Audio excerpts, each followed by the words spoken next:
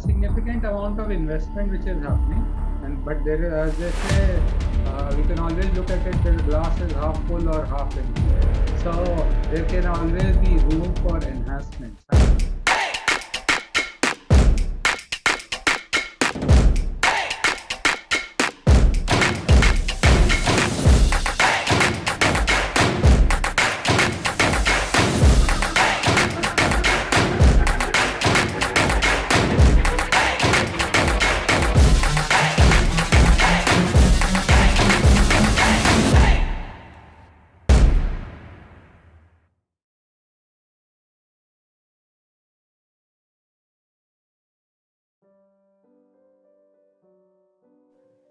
Hello and welcome to the Honest Talk. I'm Harsh Pandey. For this session, our guest will be Mr. Sanjay Srivastav, sir. He's an exceptional growth leader and recognized amongst Asia and India's most prominent voices on building businesses, platforms, ecosystem, and make in India. Most recently, he led Mahindra's Group Integrated City business for 7 plus years as CEO and business head Mahindra World City Jaipur and board director at three joint ventures investment platform companies along with the International Finance Corporation and Sumitomo Corporation. And he has won many accolades, being facilitated as most admired leader for business transformation and make in India in 2020. So, first of all, sir, I welcome you to in this session. Thank you so much for joining and agreeing to share your thoughts with us. Thanks so much, Harsh, and your complete FF team and the viewers who have been doing it. So really compliments on this wonderful initiative which you are running. So really delighted to be here.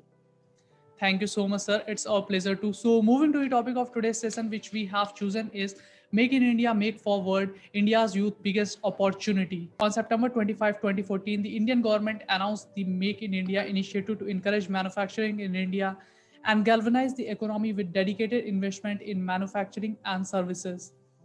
Immediately after the launch, investment commitment with crores were announced. In the year 2015, India emerged as a top destination for foreign direct investment, surpassing the US and China. In line with the national program, states too launched their own initiative. Sir, my very first question to you is how effective has the Make in India campaign been so far?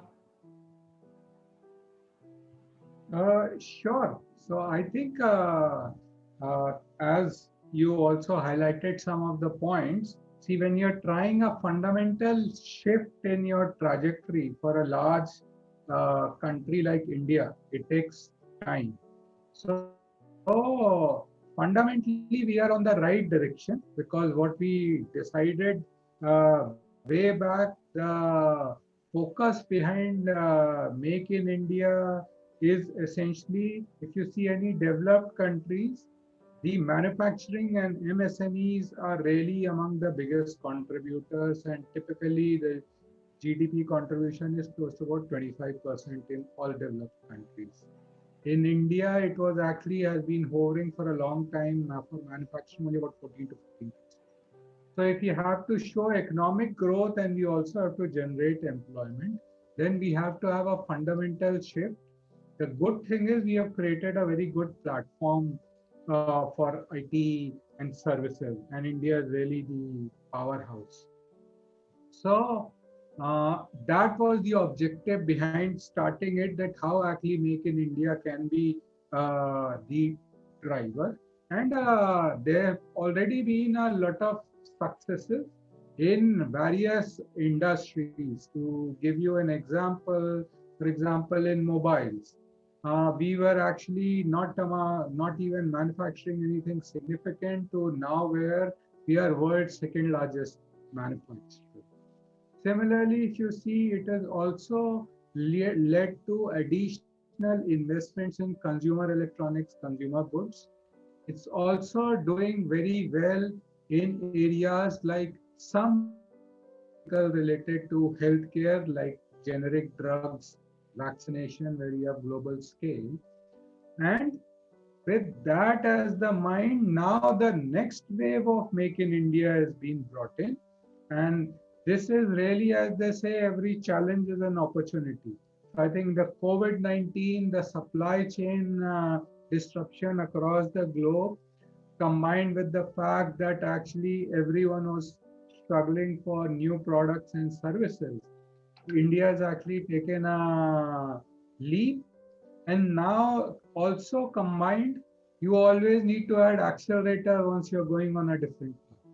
So now the new accelerators which have been added in the Make in India are initiatives like Atmanirbhar Bharat, Vocal for Local, and then Make in India, but actually made for the world.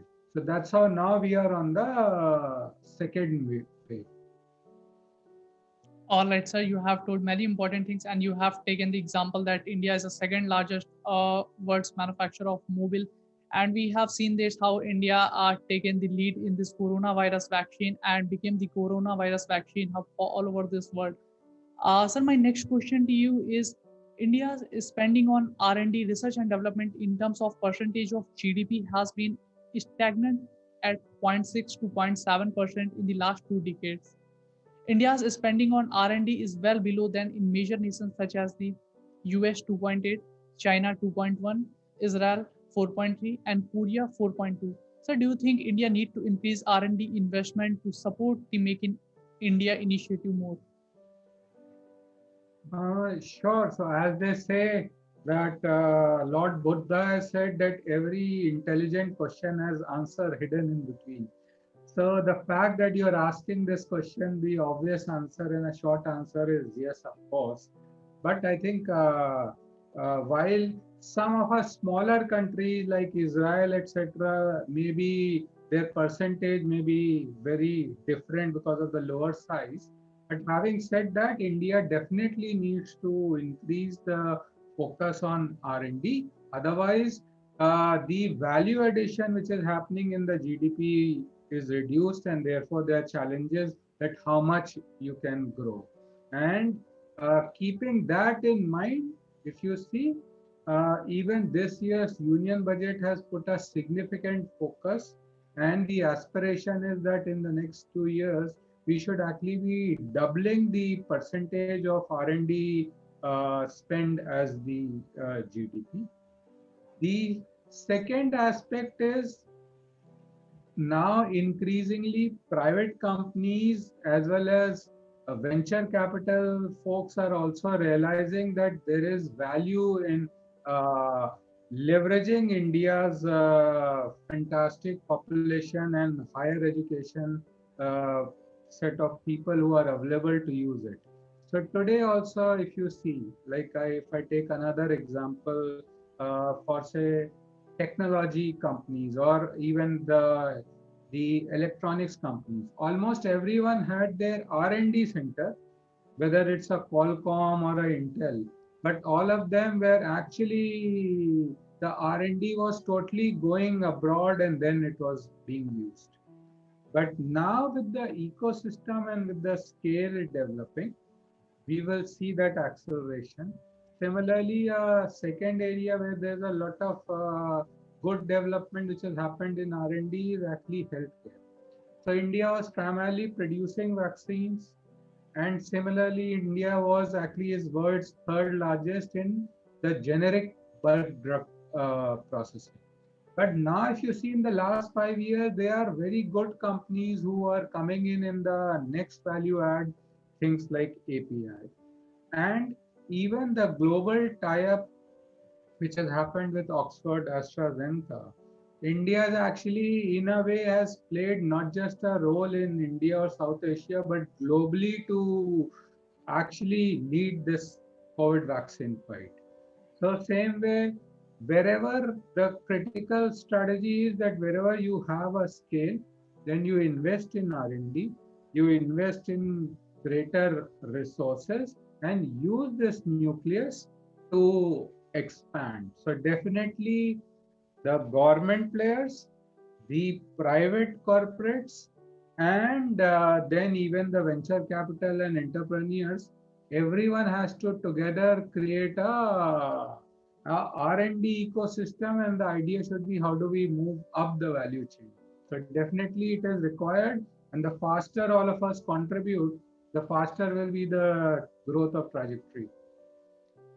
Indeed, sir, you have given a very detailed answer and told us why we need to invest on this R&D investment, why we need to increase And the very obvious answer is that yes, we need to improve this. Sir, what we have seen that we can achieve the goal of making India only if we enhance our citizens' capabilities. Given our demographic composition, we must begin by empowering our youth. The 2014 National Youth Policy defined youth as person between 15 and 29 years. This cohort accounted for 27.5% of India's population. Then, the aspirational younger generation born after 1991 invariably hold the key to India's economic and political future.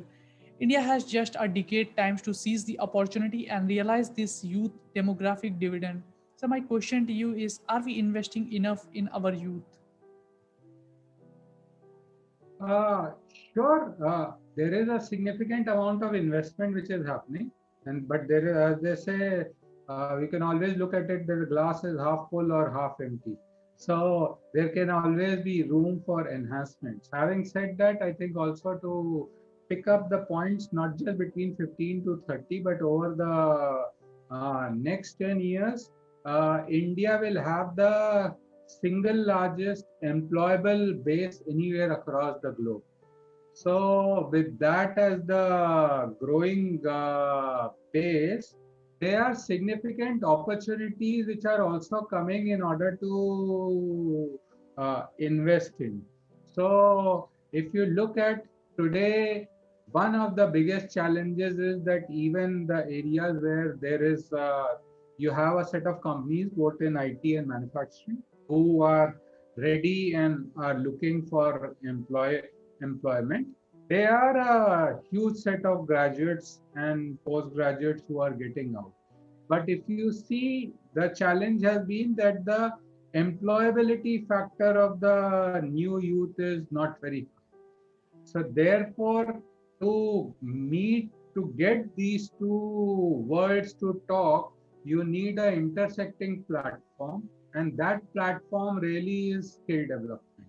And if you see, that has really been the focus through the national skill development and the various government schemes which are coming in. And the idea is, how do you really actually train people to not just be employable today, but the technologies are changing so fast that you also need to reskill and upskill. So that is really the criticality. And the second aspect I would like to highlight that, as they say, that change also lies within. So if you want to be the change, or you want, then you have to be that change itself. So therefore, the youth as well as the people who are already in employment, they have to very clearly focus on what I often tell many young professionals is, you have to focus on relearning, you have to focus on new learning, and you also have to equally focus on unlearning, because what you have learned, the world is changing so fast that some of the things which you knew actually are no longer relevant. And whoever is able to do that, and we have seen some very good examples in the last 1 year in the COVID-19 pandemic, that the organizations and peoples who have adapted themselves to the new normal are really successful. Indeed, sir. Again, it was a quite insightful answer from your side. I think the viewers who are watching this session, they are surely going to find this answer insightful. And you have told us the importance of relearning and relearning, because in this fast changing, volatile, and ambiguous and complex world, we need to understand its importance, and we need to relearn the new things as per the demand, and also need to unlearn the things which are now right now not applicable. Sir, what we have seen is that now our government is promoting entrepreneurship, whether it is Make in India or whether it is a Atmanirbhar Bharat. Government started understanding the importance of, and or we can say the emergency of entrepreneurship. Government is promoting entrepreneurship in every possible way. They are setting up the incubation center all over the country. In fact, in our budget 2021, our finance minister announced that government have no business to be in the business. Sir, one word, privatization is the word which is ruling the media, our media and our minds. So my question to you is, will privatization revive the economy? What are the impacts? Will privatization affect the people? Sure. So I think what you asked for, where actually your question has two parts. So let me try to answer it in two parts. So first thing you talked about the entrepreneurship. So how you really have to see that where we are and where the opportunities exist, irrespective of the second part, which we will come to that. We have to, the best opportunities for growth and employment will come wherever the world is open. So with the change in the post-COVID world, there are actually three clusters of opportunities. One is companies which may be making investments in starting new industries or actually expanding. So therein there will be a requirement to join there as professionals and grow, whether for MNCs or Indias. The second cluster of opportunity is when these companies come, there is a whole ecosystem which is required, and you can be a service provider. And examples of that can be, for example, e-commerce is growing so rapidly, but along with the e-commerce, you require logistics companies, you require suppliers, you require facilitating agencies, you require delivery agents. So these are entirely new gig economy which is opening. So for some of these, I think that is both to be a tier one or a tier two supplier to our manufacturing company or to be a service provider to these new industries which is coming in. There's an opportunity to be a MSME kind of a setup, and that's where the through Atmanirbhar Bharat and through the various MSME schemes it is being offered. You actually can actually not be employable, but you can actually be a generator of employment. The third thing which is in the first part is entrepreneurship, which you talked of. So therein, if you see, there are series of initiatives like Startup India, like Digital India, where which are being facilitated by Atal Innovation Mission, Atal Tinkering Labs, etc. And there are whole host of high-tech and deep tech incubators. So even last year, despite the COVID, India had the largest ever set of new startups who registered and who survived through the pandemic. So that is the third three clusters. So that's how you have to look at it. There is an opportunity to be a professional, there's an opportunity to be a MSME, and there's an opportunity to be the entrepreneur. Now coming to the second part about the privatization. So let's focus on what is the objective.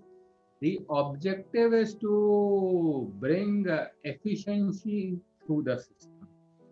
If there is any particular aspect or a strategic part of the business which the government must operate, and there are some areas which it operates which are of geopolitics and geostrategic, then it is running.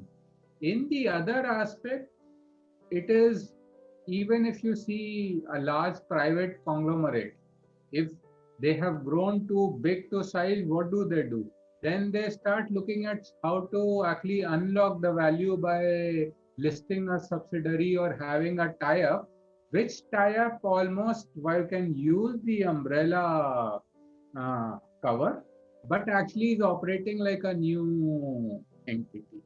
So even some of the largest business groups like a Tata, Titan was actually a small entity few decades ago, and now it is a brand in itself. Similarly, if you would look in even other, if you look at international entrepreneur like Elon Musk, he's running a SpaceX, he's running Tesla, he's actually running the world's deepest digging and drilling machine to do urban transformation. So, but each of them obviously there's different setup. So if you need to unlock the value, you need to run that.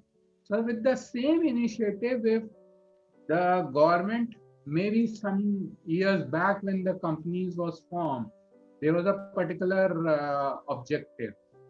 But now that the market is mature, they are both existing Indian players as well as new MNCs who are ready to come in. And if they in partnership or by taking over some or whole, if they are able to bring efficiency, essentially it is actually going to be value accretive for nation as well. Otherwise, if we will just get some companies or PSUs to keep running for the sake of running, ultimately all of us as taxpayers are only running.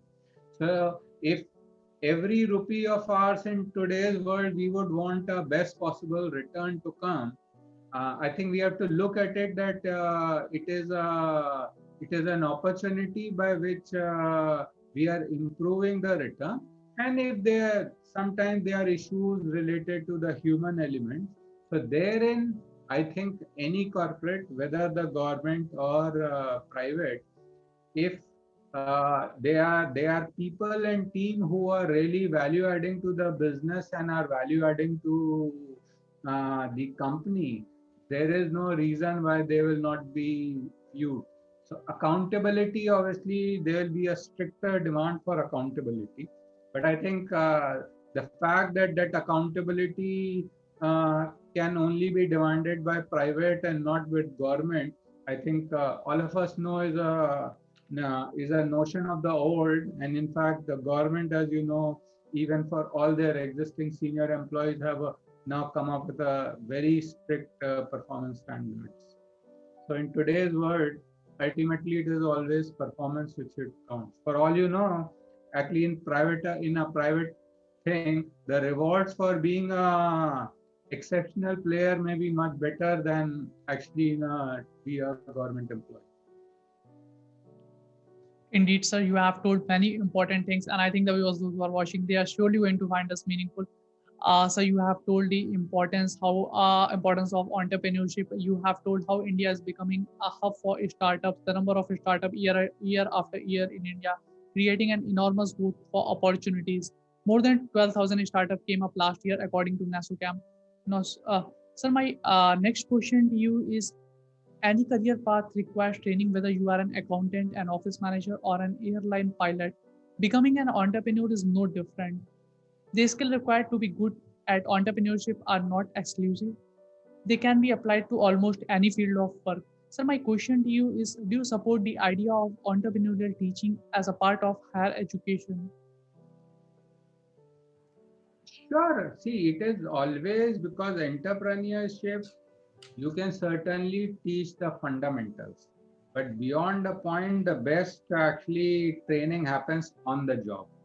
So it can certainly be taught, and I think increasingly institutions, especially as they are looking at a more holistic training, whether it is the engineering graduates, whether it is the actually management graduates, or even the liberal arts, you are seeing that it's coming in. So entrepreneurship is good. The fundamentals should be taught with everyone, so you know it. I think the second important change which is really happening in the training is not just entrepreneurship, but a holistic thinking. Because in today's world, with so much of dynamism coming in into the world, I think VUCA earlier was supposed to be very volatile and uncertain, and now we are moved to the next stage. So therefore, if you see, the best in class institutions are actually combining the logical and analytical with the arts and the philosophy. So when you have a total whole brain thing where you can really apply all your faculties for combining the left brain and the right brain faculties and apply that. If you learn that, then that will actually be a much more critical skill than just learning some entrepreneurs. It is definitely good. Indeed, sir. I think it's very hard to disagree with you. Sir, I can say there's a lot more to learn from you, but today I don't want to take you much time. So, moving to my last question of this session.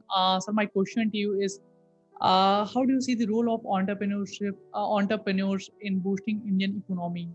If we are looking, if we means see the dream of our prime minister to achieve the $5 trillion economy by the year 2025, then what will be the role of entrepreneurs? It will actually be a very key role. It will be a role of being almost like a core of the nuclear fusion engine, which actually can transform the economy. Because if you see, currently we are at about 2.8 trillion, and from there, if you have to go to 5 trillion, broadly what is there is that about 1 trillion is expected from manufacturing. It's almost 3.5x of where we are. 1 trillion from agriculture related economy, and 3 trillion from services. So when all these engines have to fire, it is not possible for only government and companies to work together. So entrepreneurship, and as I said, in possibly two of those three buckets, both as a SME, as a MSME, that you are actually supporting, whether you are a component manufacturer or you are actually a service provider to uh, any of the existing companies. And secondly, you are doing a startup, and actually startup or leveraging digital India, and you are creating, because these domains, when you will be creating, you will actually, you are not building on a existing base, you are actually starting from zero. So every rupee or every dollars which you are going to earn, or every new employee which you are going to generate, is going to be totally greenfield. So existing companies or existing businesses have a certain capacity to move, but this every single rupee earned, every single employment journey is actually new, which is coming in. And that's if you see there, as we spoke about, entrepreneurs are leveraging even in healthcare, health tech, with new devices, with medical diagnostics. If you see, uh, there is so much which is happening in the digital payment space. In fact, just yesterday I was reading that in NPCI, we have actually in 5 years, we had this latest year, the number of online transactions which have been done through bill payment actually has crossed even China. And if you see, both UPI as well as RuPay are actually total Indian entrepreneurship driven, that why should we be using any of those services. Similarly, if you see, there is so much focus on data and digital India and data localization. So therefore, Indian technology, the enthusiasts are used for servicing across the globe. So if you can do it. So I think it is the core nucleus which will ensure that, as all the international multilateral agencies are saying, that this year itself we have resumed very fast, and we are moving from 10.6 to 12%, depending on whose projection you see for next financial year. So if that trajectory has to change and has to continue changing the direction, then that fuel will be with the entrepreneurs. And I'm really hoping that all of you would do it, and all of us will be here supporting these initiatives and helping, guiding in any way we can. That's really nice of you, sir. And it's an excellent, or rather say, it's a very positive message from your side to all the entrepreneurs those who are watching this session. They are surely going to find this meaningful. Thank you so much, sir, for joining and giving your important time. It was a very healthy discussion with you on the topic. We look forward to conduct more such sessions with you in future. Thank you so much, sir, for joining.